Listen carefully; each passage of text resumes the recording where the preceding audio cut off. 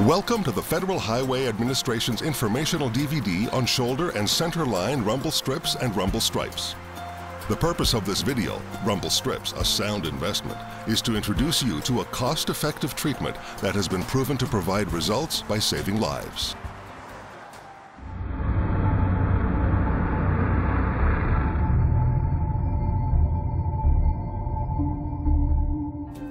On an average day in the United States, one roadway injury occurs every 43 seconds and one roadway departure fatality every 23 minutes. Run-off-the-road crashes are truly a national problem. About 1/3 of all fatal crashes are single-vehicle run-off-the-road crashes. That statistics becomes even more alarming when you look at the rural areas. I think we need to get away from that philosophy that deaths on our highway are acceptable. They're not. They're just as tragic as the homicides and suicides and those kinds of tragedies. The National Safety Council estimates that the financial cost for roadway departure crashes is more than $100 billion per year. This figure includes costs covering property damage, lost wages and productivity, medical expenses, administrative expenses, and employee costs, to name a few. Something must be done. So let's start from the beginning. What actually causes a roadway departure? It could be an intentional maneuver to avoid an imminent hazard, such as another vehicle or a foreign object on the road. Or it could be due to an environmental condition, such as sliding off the road after hitting a patch of ice, or driving off the edge of the pavement in thick fog or smoke, or veering around an animal that has darted out into the roadway. There are always the unintentional reasons as well. Maybe a vehicle has a tire blowout or some other type of malfunction. But the most lethal type, and fortunately also the most preventable and correctable, are the drift off the road crashes. These deadly departures can normally be attributed to driver fatigue, including fatigue induced by alcohol and drugs, drowsiness, inattentiveness, carelessness, or just plain distraction. Drowsy drivers are much harder to identify and may not themselves recognize the danger they are putting themselves and other motorists in. They don't realize sleep is not an expendable part of their lives that could mean the difference between life and death. The life-saving effectiveness of rumble strips has been proven. In fact, the Federal Highway Administration's goal, along with that of state departments of transportation, county, and city highway agencies, is to educate drivers on the second chance that rumble strips and rumble stripes provide. Since many of the causes of drift off-the-road crashes were believed to be correctable, individual state transportation and road authorities began experimenting with applications of rumble strips. One of the things that came to our attention that was being done in Pennsylvania at the time, they were experimenting with it, was shoulder rumble strips to try to alert drivers who were sleepy, drowsy, or otherwise inattentive that they were running off the road. So in 1990, we did a short 1-mile test zone down around Kingston on the thruway. That was an area over a 3-year period. In a 1-mile zone, they had 19 fall-asleep crashes in the 3 years prior to 1990. And in 3 years after 1990, in that 1-mile zone, we had 0. Road authorities have discovered that the use of shoulder rumble strips provides the opportunity to alert the drowsy or distracted driver. But who else can they help? For one, rumble strips provide the means to warn drivers who may have drifted out of the travel lanes due to changing weather conditions, such as wind, fog, rain, sleet, or snow. But don't just take our word for it. Listen to what happened to Chuck Benson, a professional truck driver. Winter driving, you can't always see the edge of the road. Sometimes you can't even see the travel lane that you're in. As soon as you get off that shoulder a little bit, you hear that noise, that vibration, you know exactly where you're at, so it gives you an awareness of that. You could also have that in rainy weather or foggy weather where you don't have a clear view of the roadway. Now that we've discussed the ways in which rumble strips can help improve the safety of our nation's highways, let's take a deeper look at how they achieve these goals.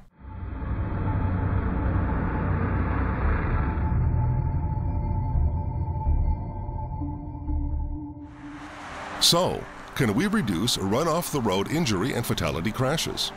The solution is to identify and implement both reactive and proactive measures. Reactive measures include removing fixed objects from the clear zone or shielding or making them forgiving. This practice evolved in the 1960s and has been successfully used by state transportation and road agencies ever since.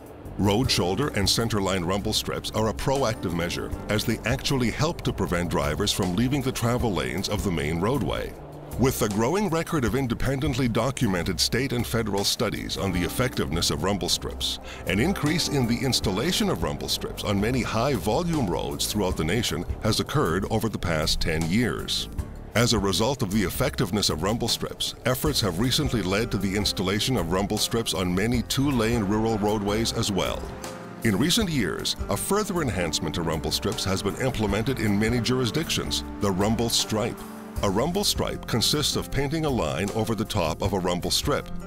This stripe adds a visual element to the sound and vibration of the rumble strip. In a rigorous analysis of crash data from Minnesota performed in 2006, there was a 13% reduction in total single-vehicle run-off-the-road crashes and an 18% reduction for injury single-vehicle run-off-the-road crashes. This was realized after installing shoulder rumble strips on 183 miles of two-lane rural highways. This analysis was supported by several studies which all reported reductions in run-off-the-road crashes after the implementation of shoulder rumble strips.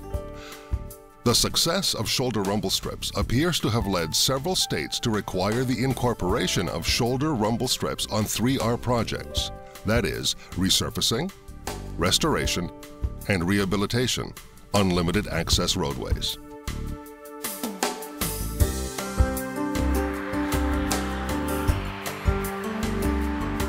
Centerline rumble strips have also been shown to reduce the number of centerline crossover crashes.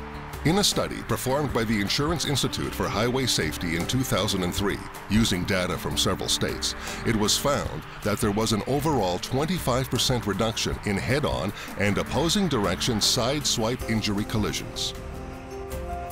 Now that we've discussed the shoulder and centerline rumble strips' ability to save lives, you may ask, what is the financial cost for these treatments? We think you'll be pleasantly surprised. Many studies on shoulder rumble strips show a very high benefit-cost ratio, which makes them among the most cost-effective safety treatments available.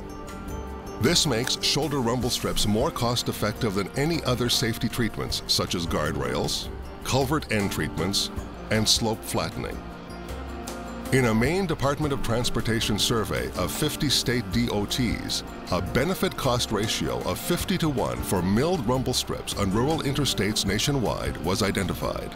The one drawback that transportation and road authorities have found with respect to rumble strips and rumble stripes is the potential for noise issues, especially within an urban environment. The rumbling noise caused by vehicles running over the strips can be disturbing to surrounding residential neighborhoods.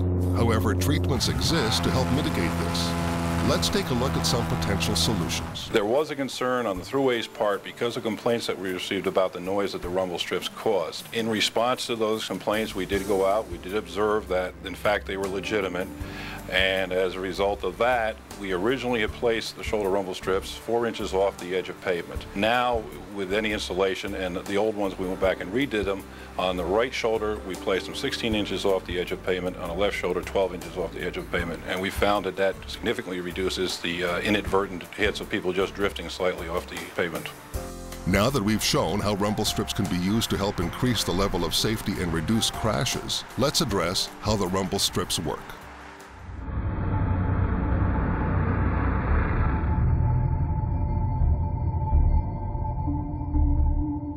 When a vehicle's tire is driven along a rumble strip, an audible rumbling is produced along with a noticeable vibration in the vehicle. When the rumble strips are properly designed and installed, the noise and vibration produced by the strips can be very effective in providing motorists with a warning to alert them to correct their vehicle's direction and place themselves back within the lane. Some road authorities have concerns about the potential negative effects that rumble strips might have on the stability of road shoulders. These concerns, however, have not been substantiated. In fact, many jurisdictions found that when properly installed, rumble strips do not undermine the roadway shoulder, nor do they require increased maintenance. Similarly, there has been no evidence of maintenance problems with respect to the pavement joint in conjunction with centerline rumble strips. Concerns have also been expressed about the use of rumble strips and stripes and their effects on motorcycles, bicycles, and their riders. While not all rumble strip designs are compatible with these vehicles, guidance from AASHTO and some state DOTs is available to aid in the design of bicycle-friendly rumble strips and stripes for use on non-access controlled highways. Now that we've presented how the rumble strips and rumble stripes actually work, let's get into some details about their design.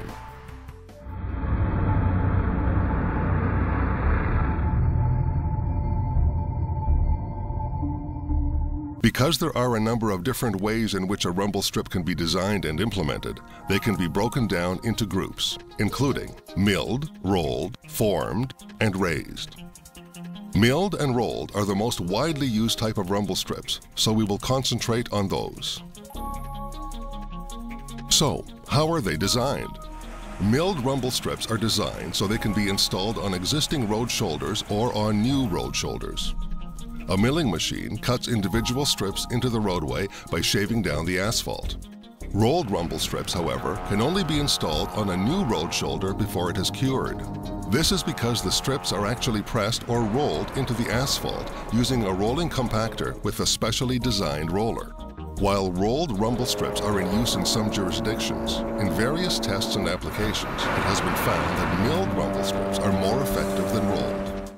We have found that the milled rumble strips are probably the most effective and the most widely used here in the Northeast. A Virginia study showed that the milled were 12.6 times rougher than the rolled rumble strips. The study also showed that the milled were 3.4 times the decibel level of rolled.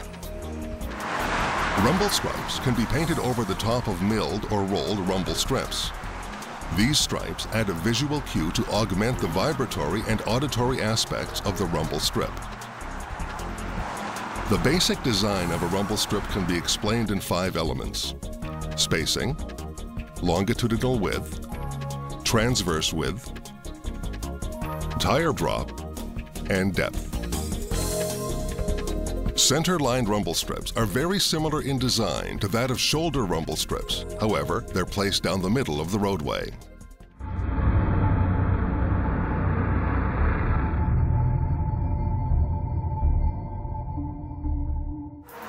We hope that we've shown you how rumble strips and rumble stripes are cost-effective tools that should be considered by all transportation and road authorities in the United States. With benefit-cost ratios between 30-to-1 and 60-to-1, rumble strips and rumble stripes have been proven to save lives by increasing driver awareness, do not require additional maintenance, and have other added benefits such as being a positive guidance tool in poor visibility. If you would like to explore rumble strips and rumble stripes in greater detail, please visit FHWA's website or type FHWA rumble strip into your favorite internet search engine. Thank you for taking the time to view this presentation.